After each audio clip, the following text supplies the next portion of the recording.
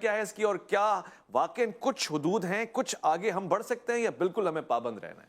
حدود کا تعین اسلام نے ہمیں کر دیا ہے، اور ہر چیز اللہ کے رسول صلی اللہ علیہ وسلم نے واضح کر دی ہے۔ فرمایا ترکتکم علی البیضاء لیلھا کنہارھا نہارھا کلیلھا، لوگوں تمہیں میں چٹل میدان کی طرح چھوڑ کے جا رہا ہوں جس کا رات دن کی طرح ہے اور دن رات کی طرح ہے۔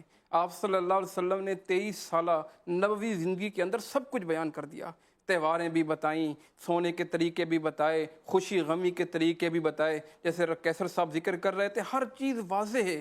اب ہمیں ضرورت ہے ہم ایز دا مسلمان ان کو اختیار کریں، اپنے اندر پورے کے پورے دین کو داخل کر دیں۔ اللہ فرماتے ہیں ادخلوا فی السلم کافہ، اسلام کے اندر پورے داخل ہو جاؤ۔ خالی یہ نہیں ہے کہ اپنے آپ کو لبرل کا اوڑھ کے ہم ہر جگہ داخل ہو جائیں، جیسا آپ ذکر کر رہے تھے سیاستدان دیگر حضرات وہ بھی شامل ہو جاتے ہیں ہولی وغیرہ میں۔ اسلام بالکل اس کی اجازت نہیں دیتا ہے۔ اسلام نے حدود کا تعین کر دیا، ہمیں مسلمان ہونے کے لیے ضروری ہے مسلمان پورے اسلام میں داخل ہوں، اور اللہ کے رسول صلی اللہ علیہ وسلم بھی یہی فرماتے ہیں کہ میری امت ساری کی ساری جنت میں داخل ہوگی مگر جس نے انکار کیا۔ صحابہ نے پوچھا اللہ کے نبی قیل من یابا یا رسول اللہ کے نبی کون ہے جو انکار کرے؟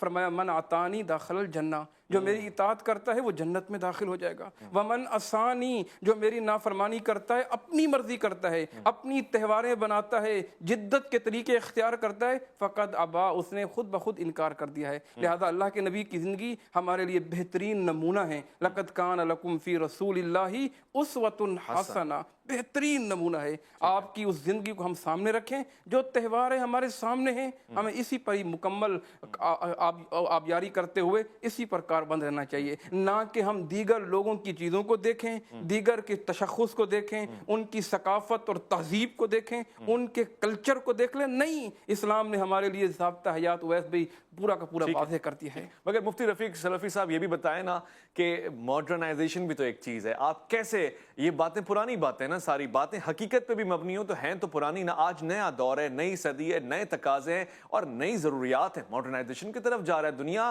اور خاص طور سے ہمارے اسلامی ممالک چاہتے ہیں نا کہ وہ بھی ماڈرنائز ہوں، ایسے ایسے شہر بن جائیں جدید بنیادوں کے اوپر مبنی شہر ہوں، لوگ آئیں، ٹورسٹ سٹی ہو، دنیا بھر سے لوگ آئیں۔ امارات اور دیگر ممالک ایسے ہیں جنہوں نے ترقی کی ہے، کیا اعتراض ہے پھر اس میں؟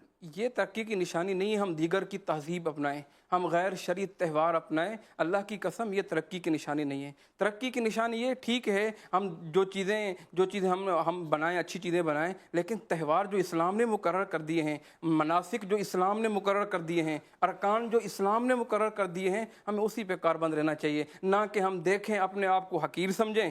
اللہ کے نبی علیہ الصلوۃ والسلام کی سنتیں نعوذ باللہ کوئی پرانی ہو سکتی ہیں؟ آپ صلی اللہ علیہ وسلم تو قیامت تک کے لیے نبی ہیں، یہ احکامات، یہ دین قیامت تک کے لیے ہے۔ یہ سوچنا آج تو جدت آ گئی ہے، اللہ کی قسم یہ قرآن کریم اور حدیث رسول اللہ صلی اللہ علیہ وسلم پر مبنی نہیں ہے، بلکہ سب چیز واضح ہے۔ دین کے اندر رہتے ہوئے ہم جدت اختیار کریں تو ٹھیک ہے، اگر دین سے باہر نکل جائیں، اسلام سے باہر نکل کر جدت اختیار کریں، اس کا کوئی معنی نہیں بلکہ یہ محمل ہے۔ ٹھیک ہے کیسر صاحب، آپ کو لگتا ہے کہ ان فیسٹیولز کے علاوہ، یعنی ہم مسلمان بحیثیت مسلم اگر اس طرح کی کوئی فیسٹیول مناتے بھی ہیں، خاص طور سے جس سوسائٹی میں ہم رہتے ہیں، یہ تو پاکستان ہے، یہاں میجورٹی مسلمانوں کی ہے، مگر وہاں جہاں پہ آپ میجورٹی نہیں رکھتے، وہاں تو آپ کو ان کے ساتھ چلنا پھرنا ہے، اٹھنا بیٹھنا ہے، ان کی دعوتوں میں شریک ہونا